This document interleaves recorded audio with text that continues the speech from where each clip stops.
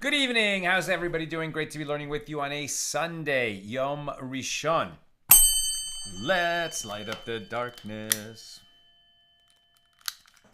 Still daytime here. Tonight begins Rosh Chodesh Av. We begin the month of Av, saddest month in the calendar, contains Tisha B'Av. So with Rosh Chodesh, we enter the 9 days. And it's a time of really, reducing our joy and contemplating what we've lost when we lost the temple 2,000 years ago. And there's so much that went with it. So it's a good time to be mindful and to pray for salvation of the Jewish people, of Israel, and that we should enter a time of elevated mindfulness, more Torah mitzvahs by the Jewish people around the world to bring us closer to Mashiach, and a time of peace and end of war, etc. It's really a time for mindfulness. We enter that tonight. Who's in the house? Yehud in South Carolina, Paul in the Great Northwest, Guy in Ohio, Bella in Florida, Bill in Mid-Missouri, Shandora in the Bronx, Joe in the Inland Empire, Bell in Texas, Lorraine in Texas, Melissa in Great Neck, Tom in PA, Ryan in Jacksonville, Marjorie in Georgia, Ella's with us, Chaim in Florida. Welcome, everybody.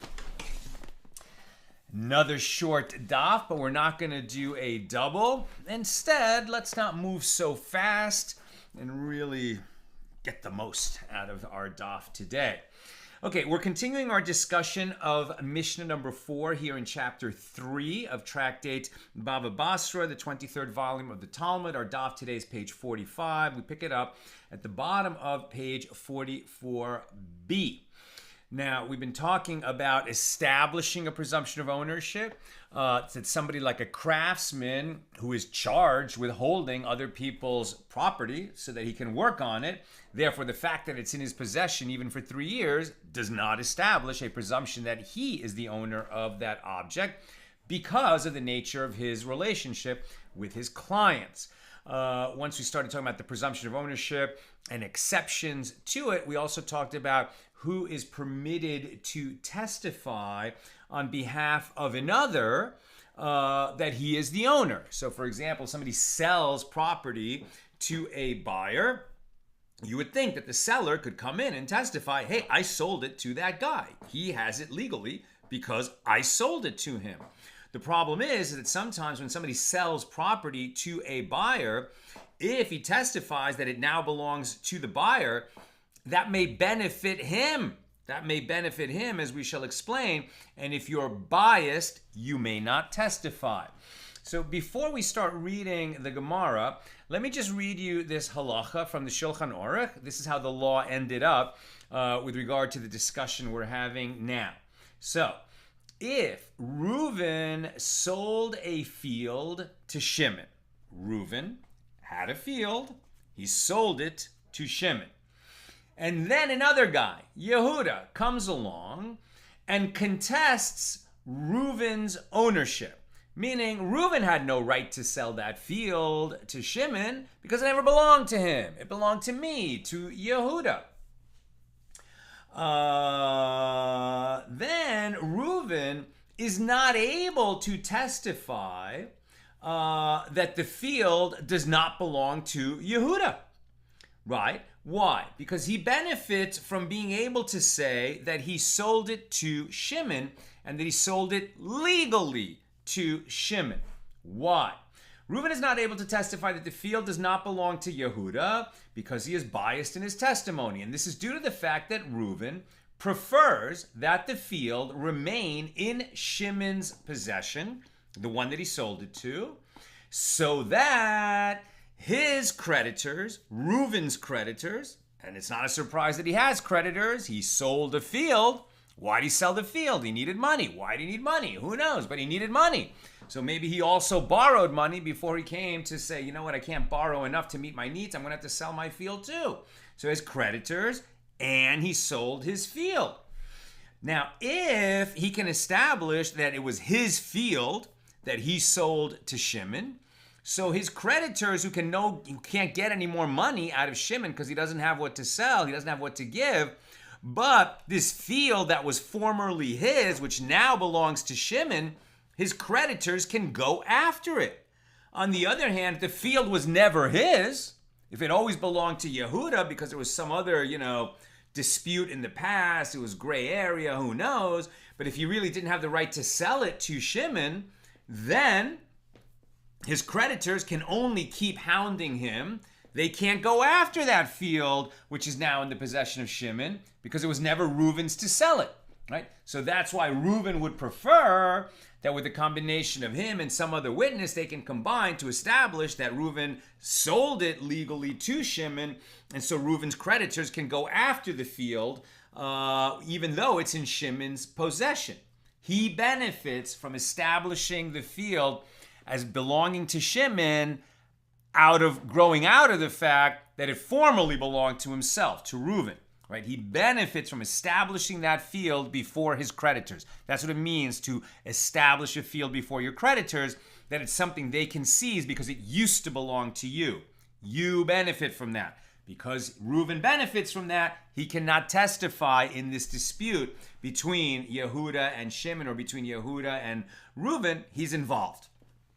Okay, so the Gemara returns to Shmuel's statement in order to examine the matter itself. Rav and Bar Shmuel says in the name of Shmuel, one who sells a field to another, even without a guarantee that if the field will be repossessed, the seller will compensate the buyer for his loss, he cannot testify with regard to ownership of that field on behalf of the buyer because he is establishing the field before his creditor.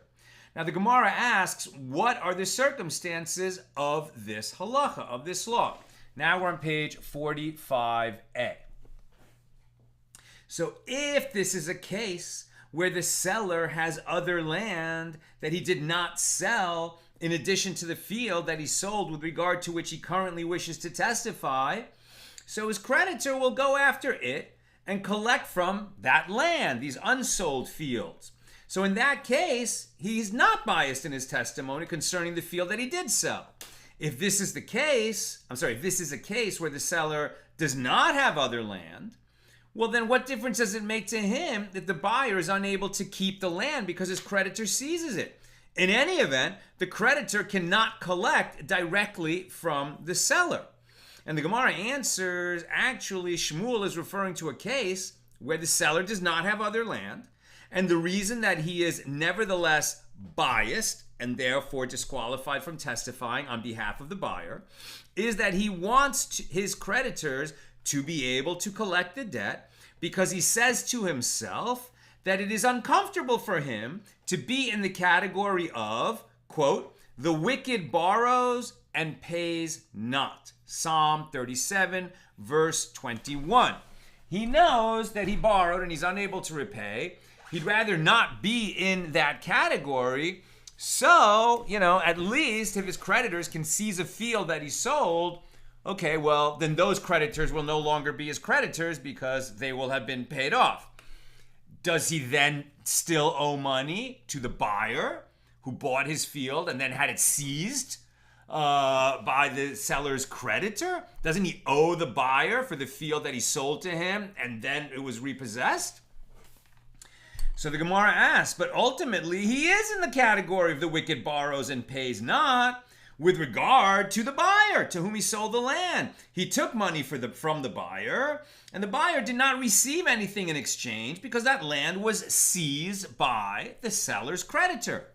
And the Gemara answers, actually the seller is not concerned about his behavior toward the buyer, as he can say to the buyer, listen, this is the reason why I sold it to you without a guarantee, so that if it would be seized from you, I would not be liable. You shouldn't have bought it without a guarantee. He's taking advantage of this aspect of the law.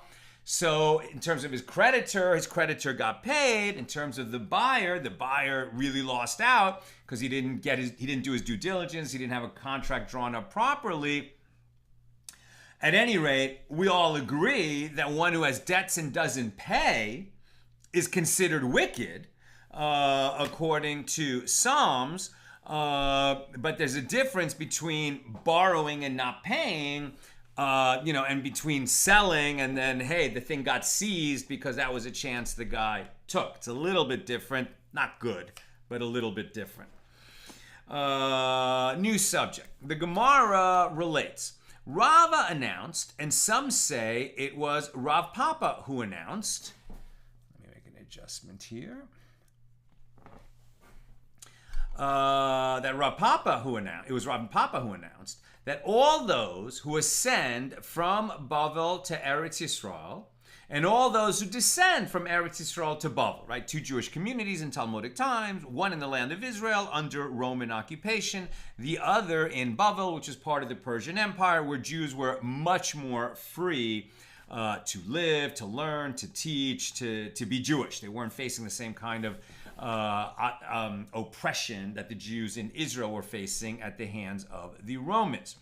So people who travel between these two communities, and it was a long and perilous journey, but they should know, says the Gemara, that they should all be aware of the following. In a case of this Jew who sold a donkey to another Jew, and then a Gentile came and seized the donkey from the buyer, claiming that it was really his. The law is that the seller should rescue, the word for this is dimfatse, should rescue it from the Gentile or reimburse the buyer.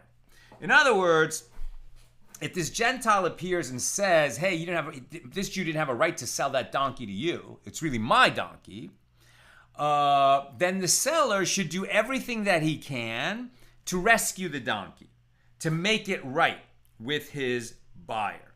Now, why are they talking about the case of a Gentile? Would this not apply if some other Jew seized the donkey?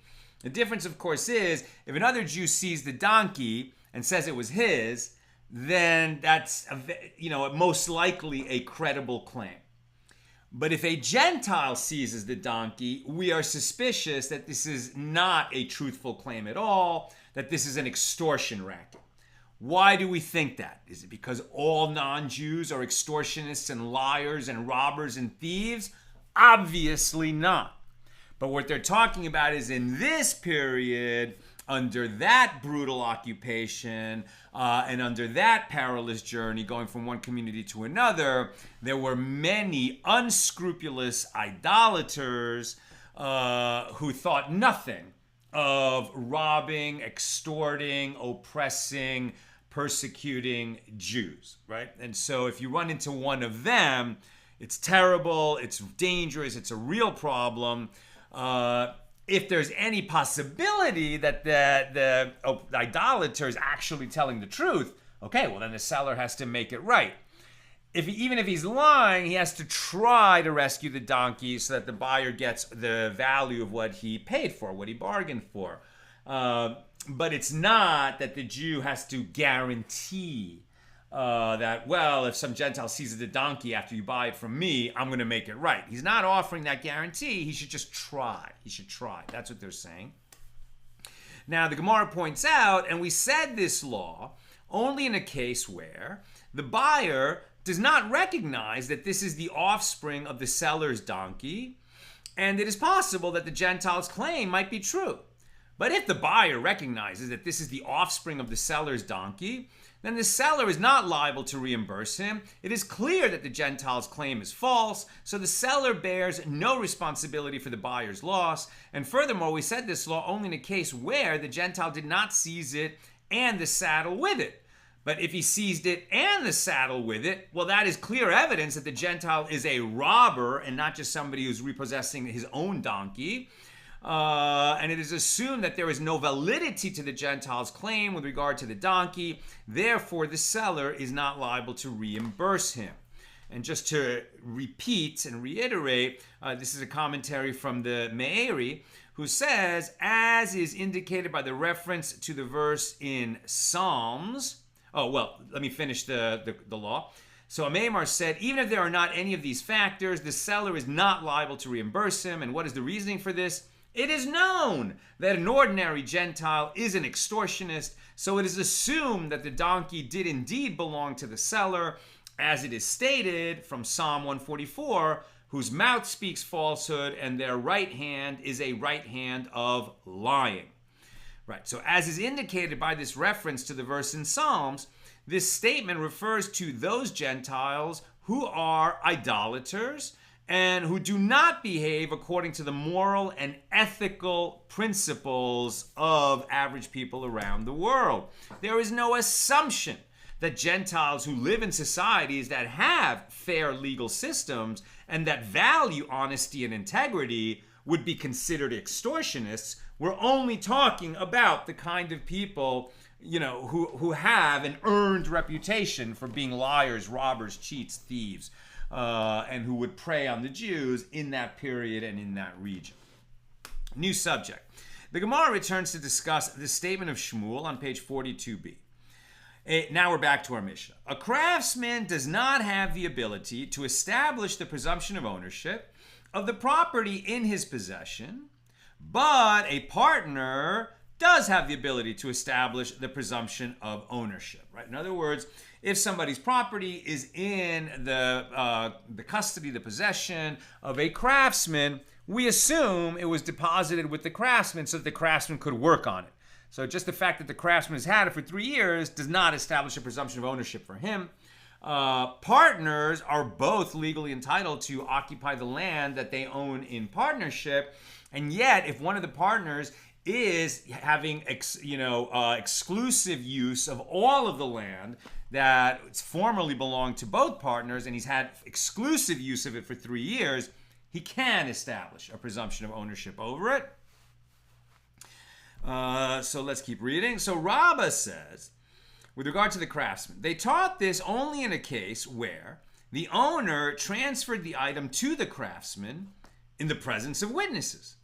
But if the owner transferred the item to the craftsman not in the presence of witnesses, then, since the craftsman is able to say to the one who claims to be the owner, these matters never occurred, i.e., you did not give me this item. You didn't deposit this item with me. This was always my item. This has nothing to do with you. I don't have it because you deposited it with me. It was always mine.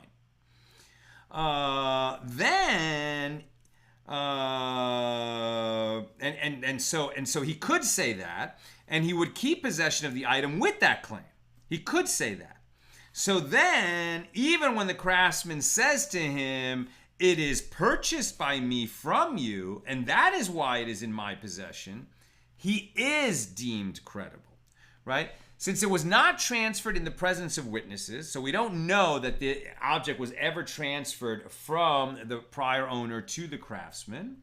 If it was done in the presence of witnesses, then he's never going to be able to establish that presumption of ownership because we assume it went from the prior owner to the craftsman so that the craftsman could work on it. But if it was never transferred in the presence of witnesses, and the craftsman would have that option of saying, hey, you never gave this to me, it was always mine. And instead he says, I purchased it from you. Again, there were no witnesses. Since he could make the more advantageous claim, you never gave me this, it never was in your possession, it was always mine. And instead he says, I purchased it from you.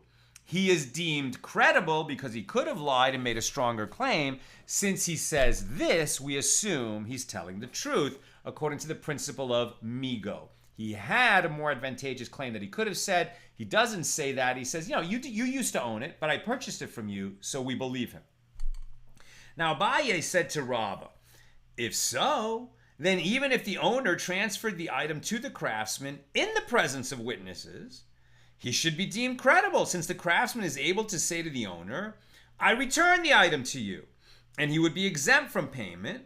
When the craftsman says to him instead, it is purchased by me from you, and that is why it is in my possession, he should be deemed credible. And Rabbah said to Abaye, do you maintain, and now we're on page 45b, do you maintain in the case of one who deposits an item with another in the presence of witnesses that the recipient need not return the object to him in the presence of witnesses? If that were so, the craftsman could claim that he had returned it to the owner, even though there are no witnesses. But this possibility should not enter your mind. Rather, in the case of one who deposits an item with another in the presence of witnesses, the recipient must return the object to the owner in the presence of witnesses. Therefore, the craftsman could not have claimed that he returned it to the owner. It's just that he received it in the presence of witnesses, but he returned it not in the presence of witnesses. That claim won't work for him, because if you receive it in the presence of witnesses, you better make sure you return it in the presence of witnesses, or you're not going to be able to claim that you returned it at all. Now, Abaye raises an objection to Rabba's ruling from a Baraisa. There is a case where one saw his slave in the possession of a craftsman, or his cloak in the possession of a launderer, and says to him, "What is the nature of its presence in your possession?" If the craftsman or the launderer replied, "You sold me the slave," or "You sold me the cloak," or "You gave me the slave as a gift," or "You gave me the cloak as a gift," well, then he has not said anything, and he must return it. Why? Because a craftsman does not establish the presumption of ownership. But if the craftsman or the launderer replied, "You said in my presence to someone else to sell the slave or the cloak, you said in my presence that I should sell the slave or the cloak to this other person. I'm sorry. You said to another person in my presence that he should give the cloak or the slave to me," right? The craftsman or the launderer, that you should sell it to me or you should gift it to me. If the craftsman or the launderer says that, then he is deemed to be telling the truth. His testimony is credible because there was another person involved, presumably. So before Abaye raises his objection, he first clarifies the ruling of this Baraisa. This is a little bit difficult to follow, and even Abaye acknowledges that. So what is different in the first clause? That the craftsman is not deemed credible. And what is different in the latter clause? That he is. So Rabba said the latter clause is stated with regard to a case where the slave or the cloak emerges from the possession of another person and not from the possession of the craftsman. And this other person is saying to the owner, "You said in my presence to the craftsman to sell the slave or the cloak, or to give the slave or the cloak to me as a gift," right? This other person is saying, "Sal, you that deposited your lighter for repair with this craftsman. And then, Sal, you said to the craftsman, to the lighter repairman, don't give it back to me. Instead, sell it on my behalf or gift it on my behalf to John," right? And now John is making the claim that the reason he's now holding the lighter is because I had deposited with a craftsman, and then instead of getting it back from the craftsman, I instructed the craftsman to give it to John. That is John's claim, right? So then John is deemed credible, despite acknowledging that he received the lighter from the craftsman. Why is John credible? Since if he had wanted to, he could have said to the owner, to me, "I purchased the lighter from you." As this third party, John, he's not a craftsman. He is able to establish the presumption of ownership through possession. And since he's been holding the lighter for 3 years, he has a presumption of ownership when I later come and say, "Hey, what do you do with my lighter? I gave it to the repairman to fix. Now I see it's in your possession. Give it back." The craftsman never owned it. If he gave it to you, he gave it to you wrongfully. You have to give me back my lighter. And John is saying, "What are you talking about, Sal? You deposited the lighter with the repairman, and then you told the repairman to give it to me." John is deemed credible when he says that story. Yeah.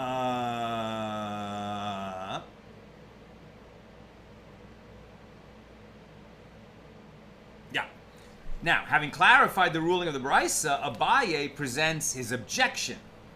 So in any event, the first clause of the Brisa teaches that the case where a craftsman is not deemed credible is where the owner saw the slave or the cloak in the possession of the craftsman. What are the circumstances? This is referring to where there are witnesses to the fact that the owner gave the slave or the cloak to the craftsman for training the slave or cleaning the cloak. And witnesses saw that I gave it to the craftsman, right? Either to train the slave or to clean the cloak. In other words, I didn't give it to the craftsman so that he should receive it as a gift. I didn't give it to the craftsman so that he could purchase it from me. I gave it to him so that he could use his skills to either train the slave or repair the cloak. And witnesses saw that. So why do I need for the owner to have seen them in the craftsman's possession? Let the owner simply bring witnesses and take back his slave or his cloak. So rather, is it not referring to a case where there are no witnesses? And nevertheless, when the owner saw the slave or the cloak in the craftsman's possession, he may seize the slave or the cloak in any case. And this contradicts Rabba's statement that the decisive factor is where the transfer took place in the presence of witnesses or not. So Rabbah answers this objection by saying, no. That is not the case of the Brisa. Actually, the Brisa is referring to a case where there are witnesses, and nevertheless, that is the law, that the owner may seize the slave or the cloak only where he sees it currently in the possession of the craftsman. But if there are no witnesses that it is currently in the possession of the craftsman, he would be deemed credible if he were to claim that the craftsman would be deemed credible if he were to claim that he purchased the slave or the cloak from the owner, as he could have claimed that he returned the slave or the cloak, since it wasn't handed to him in the presence of witnesses. He could claim that he returned it not in the presence of witnesses and that he later bought it. Since he could make that claim, he's deemed credible when he says he bought it. But if it was originally transferred to him in the presence of witnesses, he cannot claim that at some point he returned it. And therefore, it's assumed that if it's in his possession, it's only because he received it to work on it and not because it ever legally entered his possession as to be his. Now, Abaye asked Rabbah, but you are the one who said, in the case of one who deposits an item with another in the presence of witnesses, that the recipient must return it to him in the presence of witnesses. Therefore, if it was given to the craftsman in the presence of witnesses, he would not have the ability to make a more advantageous claim, migo, that he returned it. Rabbah said to Abaye, I retracted that opinion and hold that he may return it even when not in the presence of witnesses. So we move past the idea that if it was deposited in the presence of witnesses, it must be returned in the presence of witnesses, or it's not deemed returned at all. We move past that idea. Therefore, the craftsman might be able to be deemed credible when he says that, well, maybe it was deposited with me for a repair, but then later I bought it from the owner and now I own it. And he's able to say that credibly. So then the presumption of ownership might actually transfer to the craftsman. Now, Rabbah raises an objection from a Brisa to support the opinion of Rabbah. Now, with regard to one who gives his cloak to a craftsman, and then the craftsman says, you established 2 dinars as the price of the repair. But the owner says, no, I established the price that I would pay you for that repair as 1 dinar. Right? Craftsman says he's owed 2 dinars. The owner of the cloak says, no, I only owe you 1 dinar. That's what we agreed on. They're arguing about what was the agreed upon price of the repair. In this situation,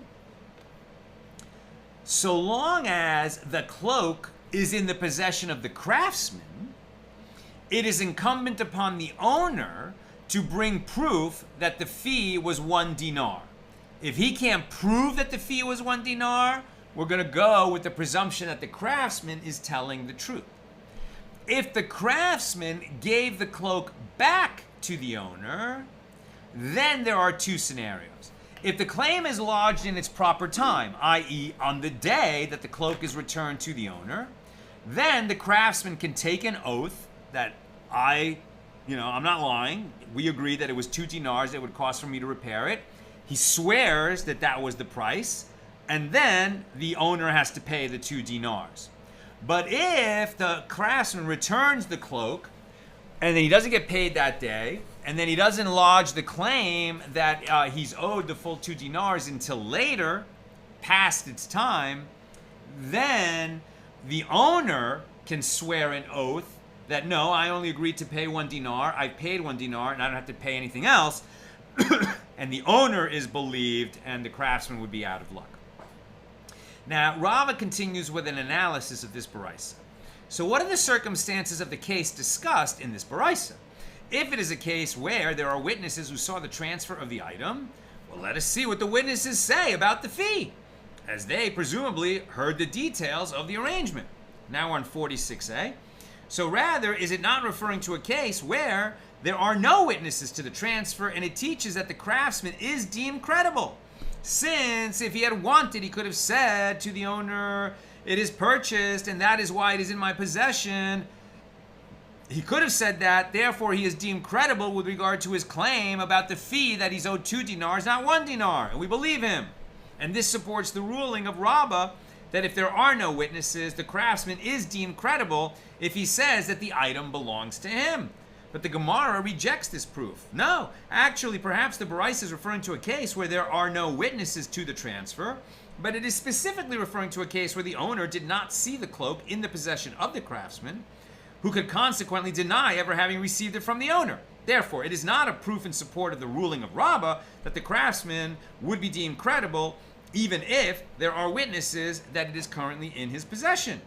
And Rav Nachman bar Yitzhak raises an objection to Rava's ruling from Shmuel's paraphrase of the Mishna. Says Shmuel, paraphrasing our Mishnah, a craftsman does not have the ability to establish the presumption of ownership of property in his possession. And this indicates that it is specifically a craftsman who does not have the ability to establish the presumption of ownership, but another person in similar circumstances would have the ability to establish a presumption of ownership. I'm so close to done. If you have questions or comments, please get them in now. What are the circumstances in which this would apply? If it's referring to a case where there are witnesses that the person in question received the item from another, why is it that another person has the ability to establish the presumption of ownership when there are witnesses that he received this item not as a purchase or a gift, but rather as a deposit for safekeeping? So rather, is it not referring to a case where there are no witnesses? And yet, the Mishnah teaches a craftsman does not have the ability to establish the presumption of ownership. And this indicates that a craftsman does not establish the presumption of ownership under any circumstances, contrary to the ruling of Rava. And the Gemara concludes, the refutation of the opinion of Rava is indeed a conclusive refutation, and his ruling is rejected. That's what I've got for us today. Sharon. So if someone brought an object to a craftsman just for repairs, they needed to actually have witnesses to do that? Well, it sounds like no, right? And, any craftsman that is, regularly claiming that things deposited with him for repair actually are his is not going to have a business for very long. But we're just talking, I think, in terms of these unusual circumstances where the question is, what arguments can the craftsman make and be believed? And I think they're simply saying that if he received it in the presence of witnesses, he's not going to have available to him the argument that he purchased it, because witnesses saw that he received it as a deposit for the purpose of a repair. And Sharon says, if a person gave a craftsman a cloak for laundering with witnesses, but then attempts to claim a more valuable cloak than the one he deposited, how would this be resolved? I mean, great question, right? So I think just there would be a lot going on here. I mean, obviously, we're trying to establish principles of evidence, principles of testimony, but in any given case, there's going to be a lot more going on, right? There's going to be, do the judges know the craftsman and the owner? Are these litigious people? Do we have reason to suspect their veracity in terms of the story that they're telling? Do we have witnesses to any part of the deposit, the transaction, the discussion, the fee? You know, what other facts are available for us to make a judgment? There's just, you know, we're going to have to take all of that into account. But I think the question they're simply asking here is, what are the limits of this limitation, which says that a craftsman, because he receives it for a purpose other than buying or getting a gift, meaning it's deposited with him so he can make a repair, therefore he cannot have a presumption of ownership. We're going to say, well, he can have a presumption of ownership under certain circumstances, and that's what these are.